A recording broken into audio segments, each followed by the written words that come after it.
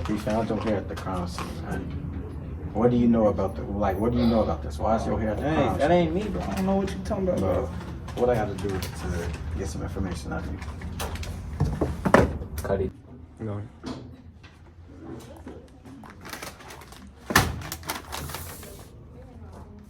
I ain't gonna say too much. So this is girl in my 6th period class named Diamond Blast. Bro, she got killed 2 people yesterday. Yeah. So I go back there yesterday. I'll go back there if y'all need me to point it out. She jammed up right there. That shit was a little crazy, man. I'll see you. Okay. Thank you. Appreciate No that. problem.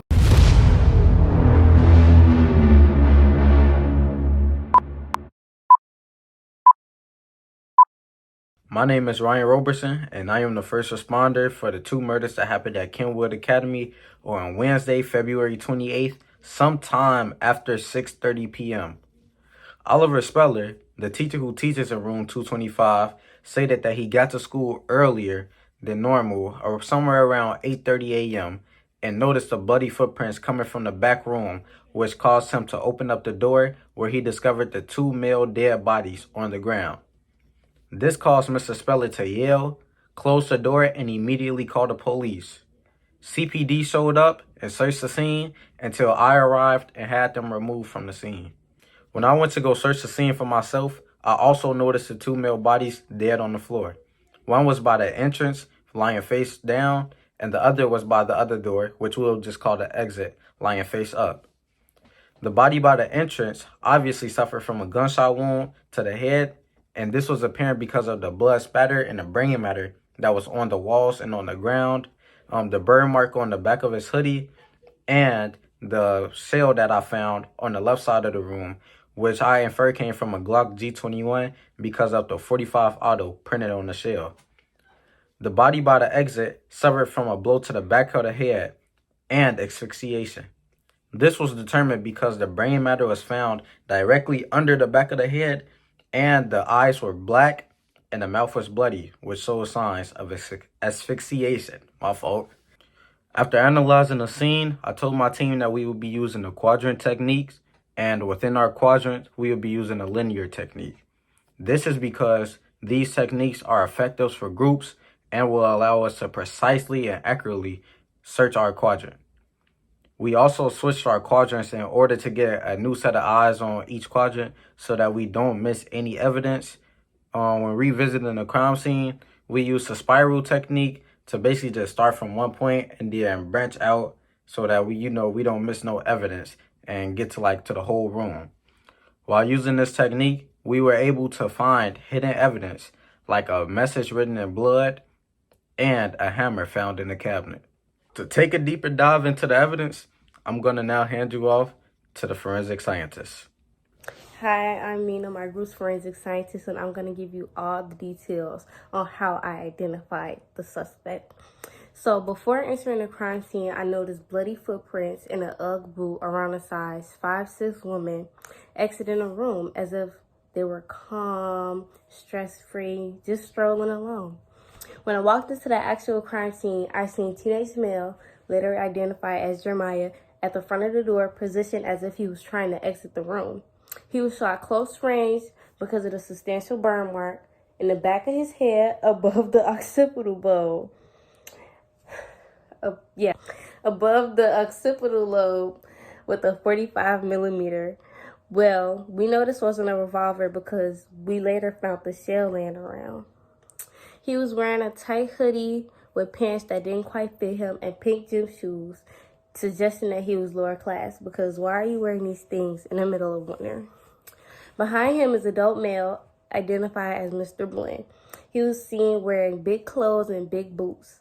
Because of the ligature going around the lower part of his neck going horizontally, blood coming from his mouth and blurring his eyes indicates asphyxiation and that he was strangled by someone or something. Also, underneath his head, there is an open wound that released some brain matter from a blow that came from a small heavy object. When looking with the UV light, we saw a message on the door saying, "Thanks, Dad." I immediately knew that this person was right-handed. I knew this because a lefty will write on an upward slant, whereas a righty will write straight or on a lower slant. Another reason why I knew this was a right-handed person because a left-handed person will write their T with the longer side being on the left, whereas a righty will write their T with the longer side being on the right. You know what I'm saying? So, when searching for hair evidence, I found a curly, light brown hair on the hand of Mr. Bland. With the help of my forensics pathologist, we created a qualitative hair analysis chart that compares the characteristics with the hair that we found at the scene with our primary and secondary suspects.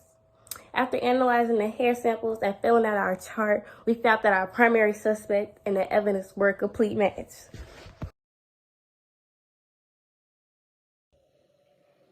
The boyfriend got shot in the back of the head and the bullet came out in the front of his face around this area, and the bullet went through three main parts of the brain: the occipital lobe, the parietal lobe, and the frontal lobe. The occipital lobe is located in the back of the brain and primarily focuses on visual information. The parietal lobe is located near the top and back of the brain, and it's involved in processing sensory information from various parts of the body.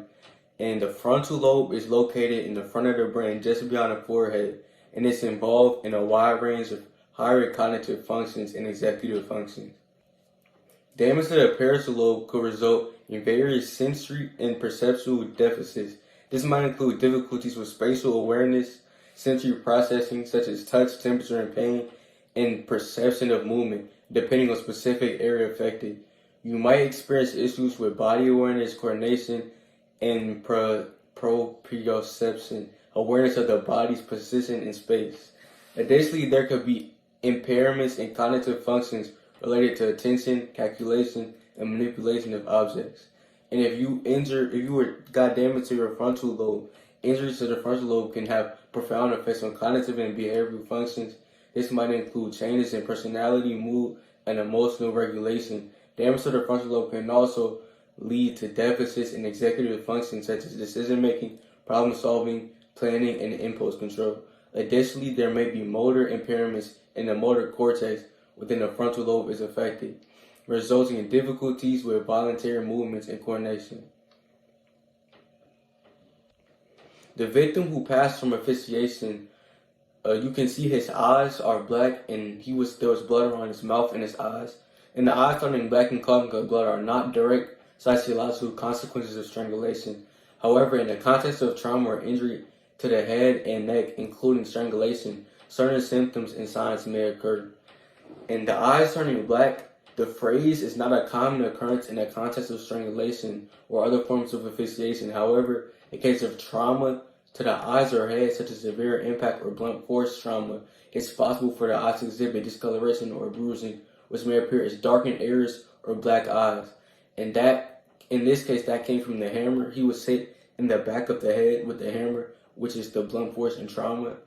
And this discoloration occurs due to bleeding beneath the skin or on the eyes, known as periorbital ecchymosis. And the coughing up blood, known medically as hemoptysis, can occur in various conditions involving the respiratory tract, including lung infections, pulmonary embolism, lung cancer, and trauma to the chest or airways. While strangulation itself doesn't typically cause coughing up blood, it's possible that severe trauma to the neck and chest associated with strangulation could lead to injuries such as lung contusions or damage to the airways, which might result in hemoptysis, which is seen on the victim from the blood around his mouth.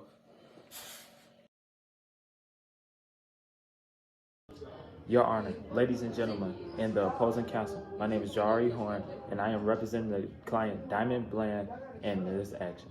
This evidence will show that Diamond Bland's amygdala response allowed her to act in self-defense in the mindset during the state of the crime. My client Diamond Bland was accused of killing Jeremiah and Mr. Bland at Kenwood Academy February 28th around the time of during 6:30. Oliver Speller discovered her in his back room when he came to work. This case is brought under solicitation of murder and first-degree murder. On the strong side of my case to help support my claim, I will constantly use the testimonies of my first responder, Ryan Roberson, my forensic scientist, Mina Scott, my forensic architect, John Johnson, and my forensic pathologist, Antoinette. First, I would like to start with a timeline, but before that, we need background knowledge. Ladies and gentlemen of the profound of the jury, let's consider the profound implications of the circumstances surrounding Mrs. Diamond Bland. A young woman standing a mere 5'6" is being accused of an act that defies the bounds of plausibility.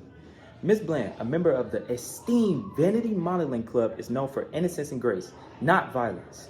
To suggest that she could overpower two grown men is to ignore the very laws of physics and human capability. It is cruel to acknowledge Mrs. Bland's initial mistrust towards the authorities, characterized by inconsistency in her testimonies. It is a direct result of betrayal and abuse she has suffered. It was only upon realizing that she was in the presence of those who committed to her welfare that she found the courage to unveil the truth, a truth corroborated by forensic evidence and expert testimony. Let's not forget the emotional turmoil she endured on the fateful day of the incident. In a desperate plea for comfort, she reached out on her boyfriend, only to witness further violence at the hands of her father. The ensuing struggle, a chaotic of fear and survival, led to a tragic outcome that was never attended.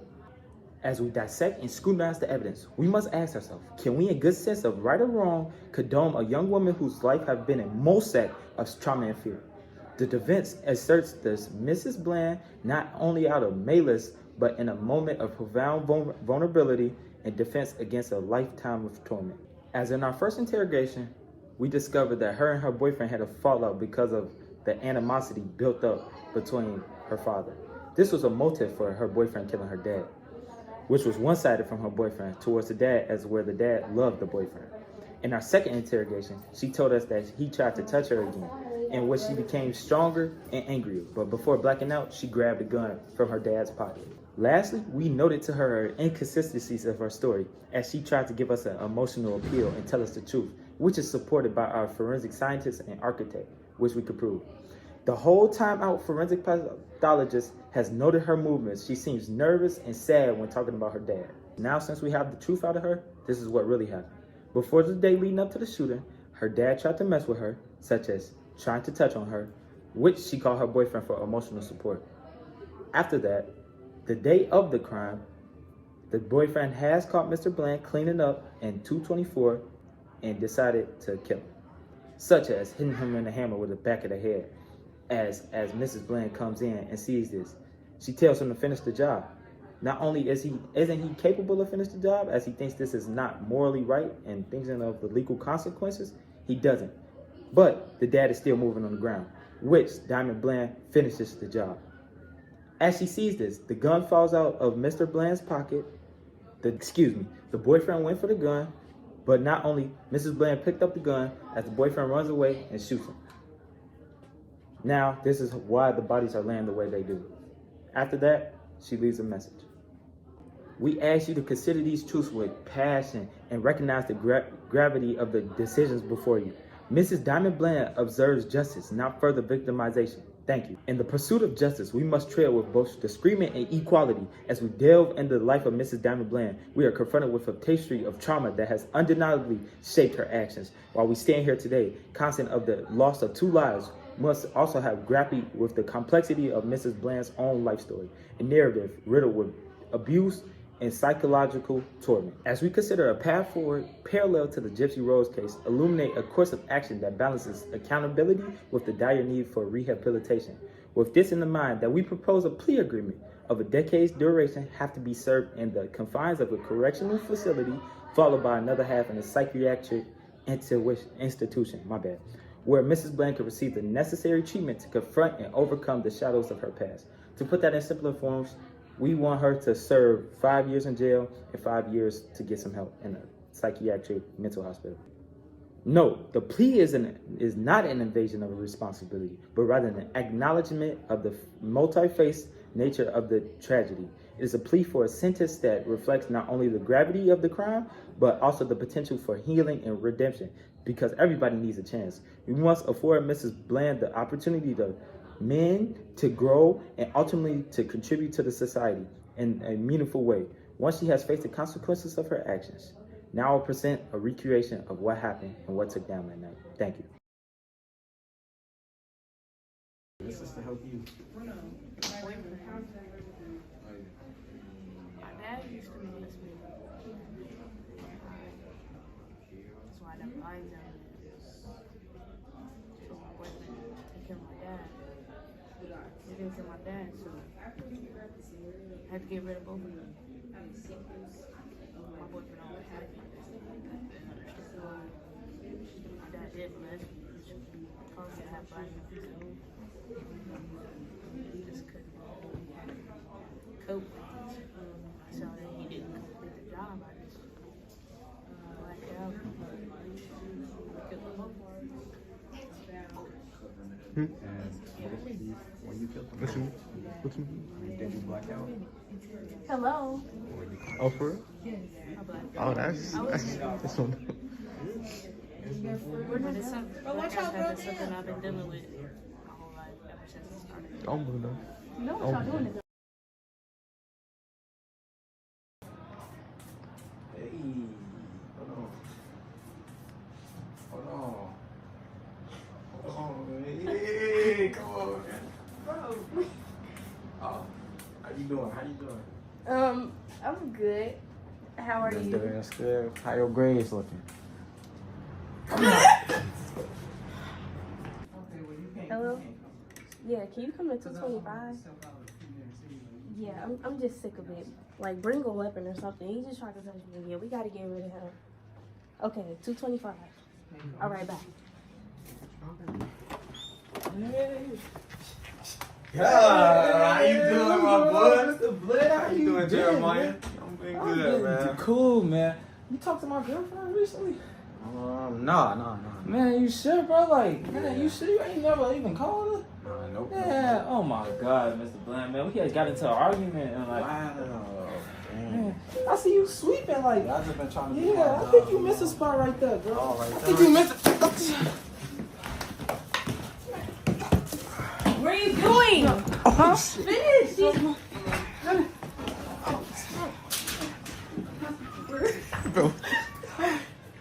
Why would you do that? What do you mean? I called you here to do this? No.